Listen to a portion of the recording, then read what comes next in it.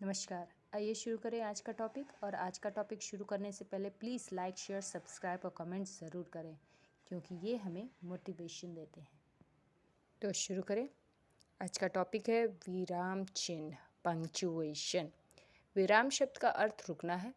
जब हम अपने भावों को भाषा के द्वारा व्यक्त करते हैं तब एक भाव की अभिव्यक्ति के बाद कुछ देर रुकते हैं।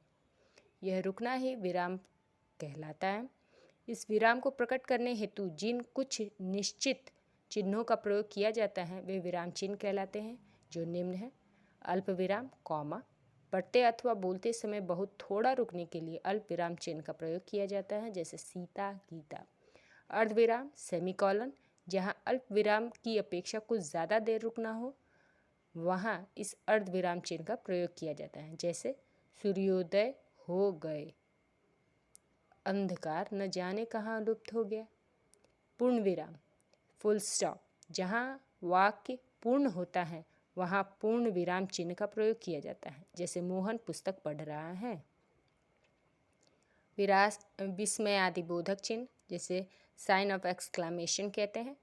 विस्मय, हर्ष, शोक, घृणा आदि भावों को दर्शाने वाले शब्द के बाद अथवा कभी कभी ऐसे वाक्यांश या वाक्य के अंत में इस शब्द या इस चिन्ह का प्रयोग किया जाता है, जैसे हाय राम वो मारा गया। प्रश्न चिन्ह, क्वेश्चन मार्क। प्रश्नवाचक वाक्यों के अंत में प्रश्नवाचक चिन्ह का प्रयोग किया जाता है, जैसे लाइक, शेयर, सब्सक्राइब और कमेंट किया। कोष्टक, ब्रैकेट। इसका प्रयोग पद यानी शब्द का अर्थ प्रकट करने हेतु क्रमबोध और नाटक या एकांकी में अभिनय के भावों को व्यक्त करने के लिए किया जाता है, जैसे निरंतर, लगातार। व्यायाम करते रहने से देह यानी शरीर स्वस्थ रहती है। निर्देशक चिन्ह, डैश। इसका प्रयोग विषय विभाग संबंधी प्रत्येक शीर्षक के आगे वाक्यों, वाक्यांशों अथवा पदों के मध्य विचार अथवा भाव को विशिष्ट रूप से व्यक्त करने हेतु प्रयोग किया जाता है, जैसे समस्त जीव जंतु, घोड़ा, ऊंट, बैल, कोयल आदि। उदाहरण चिन्ह यानी कोटेशन मार्क, जब किसी अन्य की उक्ति को बिना किसी परिवर्तन के ज्यों का त्यों रखा जाता है तब वहाँ इस चिन्ह का प्रयोग किया जाता है। इसके पूर्व अल्प विराम चिन्ह लगता है, जैसे रामचरितमानस तुलसीदास का अमर काव्य ग्रंथ है। आइए आगे देखें।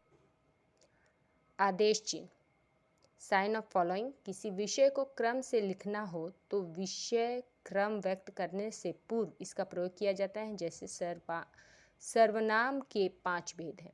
योजक चिन्ह, हाइफन। समस्त हुए शब्दों में जिस चिन्ह का प्रयोग किया जाता है, जैसे माता, पिता, दाल, चावल आदि। अब आइए देखते हैं आखिरी, लाघव चिन्ह, एब्रिविएशन साइन। किसी बड़े शब्द को संक्षेप में लिखने के लिए उस शब्द का प्रथम अक्षर लिखकर उसके आगे शून्य लगा देते हैं, जैसे पंडित के आगे प लिख के और उसके आगे शून्य, डॉक्टर का डा लिख के शून्य, प्रश्न का प्र लिख के शून्य और उत्तर का उ लिख के शून्य। इस तरह ये पूरे हुए। अब आपकी बारी। आइए देखें और पहचानें और बताएं कि ये कौन सा साइन है। इन चिन्हों को पहचानें और कमेंट में ज़रूर बताएं। ये सब्सक्राइब एंड शेयर प्लीज़ हमें मोटिवेट करें। Thank you.